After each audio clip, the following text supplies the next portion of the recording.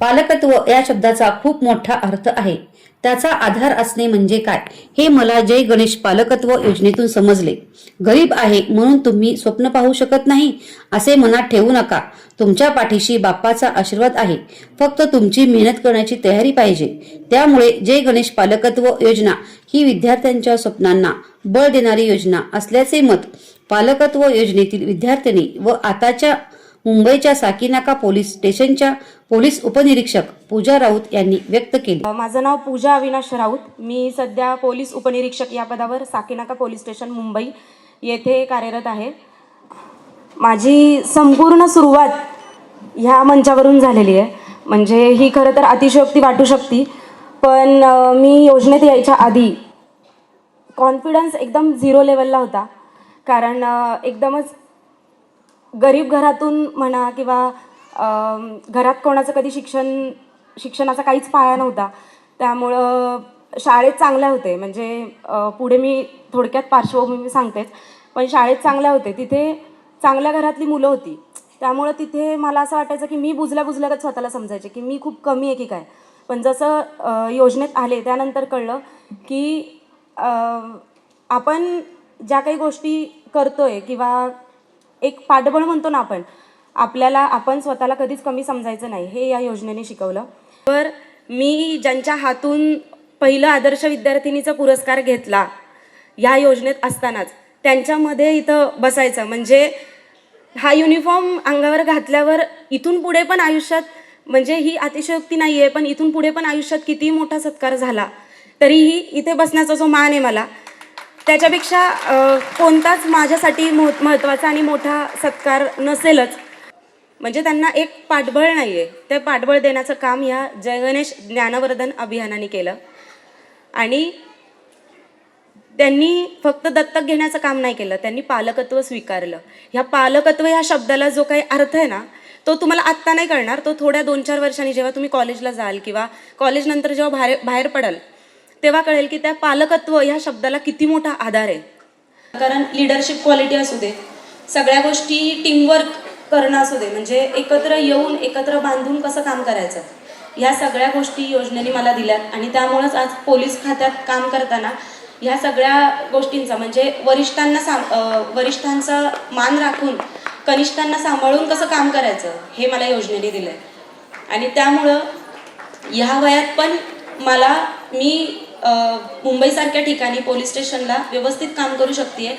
कोणाला असं वाटत नाही आहे, म्हणजे भलेही मी सगळ्यांमध्ये तिथेही लहान आहे, पण कोणाला असं वाटत नाही की हिला अनुभव कमी आहे, कारण तो अनुभव मला योजनेतून मिळाला आहे. म्हणजे ही सगळी जी योजना आहे ती पूर्ण निस्वार्थीपणे, मला एकच ह्या सगळ्यातून सांगायचं आहे की जी काही संधी तुम्हाला मिळाली आहे त्याचं 100% सोनं करा. कारण अशी संधी आता मी तपासाच्या निमित्ताने भरपूर ठिकाणी फिरते किंवा मुंबईत आहे, हे मी कुठंच पाहिलं नाही. जे काही आपल्याला एवढं निस्वार्थीपणे देत आहे ही सगळी बाप्पाची कृपा समजा, बाप्पाचा आशीर्वाद आहे तुमच्या डोक्यावर. आई वडिलांच्या मागच्या जन्मीचं काहीतरी पुण्य तुम्हाला मिळालंय की तुम्हाला ह्या योजनेचा आधार मिळालाय. आणि नक्कीच मी जसं सोनं केलंय किंवा अजूनही आपल्या योजनेतले जे विद्यार्थिनी आहेत ज्यांनी त्या लेवलला गेलेले आहेत, तसं काहीतरी सोनं नक्की करा. कारण की असं नाही आहे की गरीब आहे म्हणून आपण स्वप्न बघू शकत नाही. गरीब आहोत, स्वप्न बघू शकतोय. आणि बाप्पाचा आशीर्वाद त्यामुळेच मिळालाय की आपल्याला घरच्यांचा जो आधार नाही आहे तर तुम्हाला ही योजना आहे, तुम्ही काहीतरी करू शकता म्हणून तुम्हाला एवढ्या सगळ्या पुण्यातल्या शाळांमधून तुम्ही उचललेले एक हिरे आहेत. एवढं सतत डोक्यात ठेवायचं की आपल्याला काहीतरी करायचं. आपण गर्दीत, म्हणजे मी जे बघितलेलं स्वप्न होतं की मी गणपतीला जेव्हा शेवटच्या दिवशी लक्ष्मी कुमठेकर रोडला जेव्हा कुमठेकर चौकात बाप्पाचं जेव्हा आगमन होतं, मी दरवेळी तिथे जायचे की मला म्हणजे मी फोन करून प्रत्येकाला की मला तिथं आल्यावर सांगा, तिथंच 4:30-4च्या दरम्यान बाप्पाचा रथ तिथे येतो. मी दर्शनाला जायचे आणि दरवेळी हात जोडून एकच बोलायचे की बाप्पा मला गर्दीतलं नाही, मला वर्दीत तुझ्या समोर यायचं. आणि ते बाप्पा पूर्ण करून घेतो. फक्त तुमचा 100% त्याच्यासाठी प्रयत्न पाहिजे, एकदम कष्ट करण्याची ताकद पाहिजे. कुठलीही गोष्ट आरामात बसून मिळत नाही. ज्यावेळी आपण शाळेत असतो, शाळेपुरते मित्रमैत्रिणी भेटतात, आपण कॉलेजला जातो, कॉलेजपुरते मित्रमैत्रिणी भेटतात, पण ट्रस्ट हे एकमेव असं आहे की जे मित्रमैत्रिणी आयुष्यभरासाठी राहतात. हे आपण कधीच म्हणजे, आणि मला सांगायला आवडेल की माझी एकदम लहानपणी आम्ही 8वीला भेटलो होतो ट्रस्टमध्ये आल्यानंतर, ती मैत्रीण नंदिनी आदवडे आत्ता इथे बसली आहे. म्हणजे अक्षरशः ती त्यावेळी कामाला होती.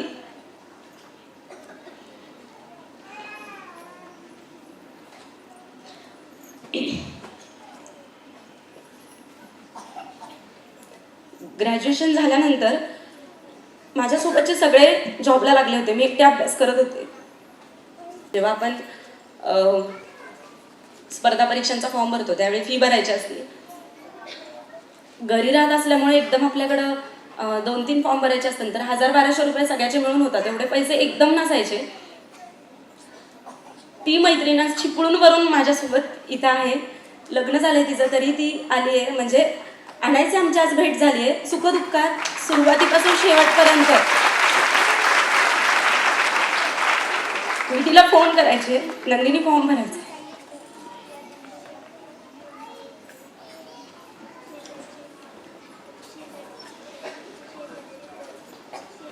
नंदिनी मला फॉर्मचे पैसे पाठवायचे.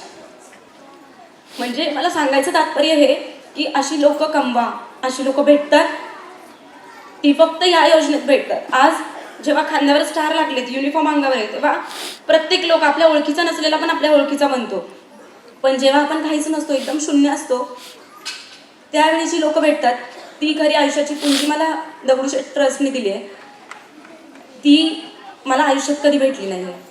श्रीमंत दगडूशेठ हलवाई सार्वजनिक गणपती ट्रस्ट सुवर्णयुग तरुण मंडळ तर्फे जय गणेश ज्ञानवर्धन अभियानाअंतर्गत जय गणेश विद्यार्थी पालकत्व योजनेतील विद्यार्थ्यांच्या स्नेहसंमेलनाचे आयोजन टिळक स्मारक मंदिर येथे करण्यात आले.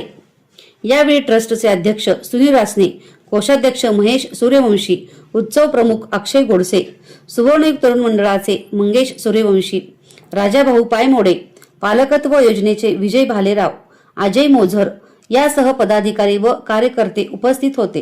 कार्यक्रमात विविध स्पर्धांमधील विजेत्या विद्यार्थ्यांचा सन्मान करण्यात आला. प्रास्ताविकात महेश सूर्यवंशी म्हणाले, गरजवंत विद्यार्थ्यांच्या स्वप्नांना बळ देत त्यांच्या भविष्याला उज्ज्वल दिशा देणारी जय गणेश पालकत्व योजना आज समाजात परिवर्तनाचा दीप प्रज्वलित करत आहे. जय गणेश ज्ञानवर्धन अभियानाअंतर्गत सन 2010 साली सुरू झालेल्या या उपक्रमाने मराठी शाळांमधील शेकडो गुणवंत विद्यार्थ्यांचे आयुष्य घडवले आहे. सुनील रासने, अक्षय गोडसे यांनी देखील विद्यार्थ्यांना मार्गदर्शन केले. पालकत्व आपलं बाप्पाने स्वीकारलेले आहे, त्यामुळे अतिशय अनेक वर्षांचं पुण्य एकवटलंय म्हणून आपण या योजनेमध्ये आला आहात. आम्ही याचे कोणी विश्वस्त आहे म्हणून बोलत नाही, आम्ही सुद्धा एक कार्यकर्ते आहोत. आम्ही सुद्धा पूजा 10x10च्या घरातच सगळे राहिलेलो आहे. गरिबी काय असते सगळी जाणीव आम्हा सर्व लोकांना आहे. त्यामुळे आम्ही आपल्यातलेच आहोत आणि आपलं सर्वांचं भाग्य आहे की बाप्पाने आपल्याला त्या सेवेत घेतलेलं आहे. कृपया आपण स्थानापन्न व्हावं. 82 विद्यार्थी इंजिनियर झालेले आहेत. एक विद्यार्थिनी CA झालेली आहे आणि आपल्या समोर PSI असलेली ही पहिली प्रथम अधिकारी आपल्या योजनेतली पूजा राऊत.